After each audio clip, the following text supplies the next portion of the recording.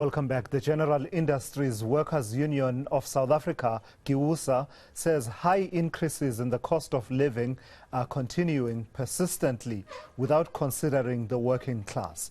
The union is calling on people who benefit from these hikes to be the ones who pay more instead of the poor. Giwusa President Mametlwe Sebei says government should change the way the economy works. I mean, the issue is, how do you basically manage inflation, right? Increasing interest rates primarily on the poor, who are the borrowers, but also the small and medium enterprises. That is exactly the perfect way of killing the economy, because the consumers are the working class, but also the people that we need to create jobs in many ways, in terms of small enterprises, are the ones that are going to be worst hit by this interest rate regime and so on.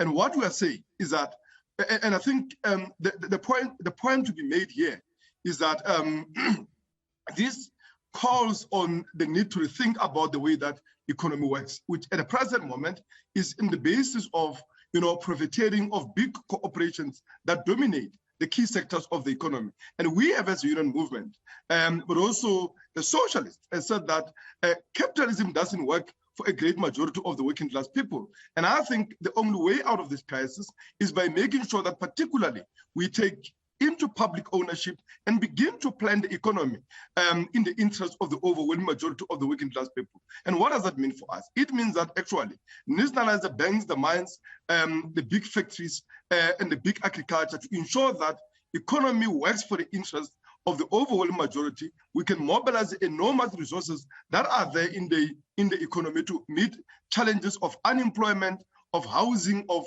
the key public infrastructure and services that we need. On any other basis, you're just going to be leading yourself from one contradiction to the other.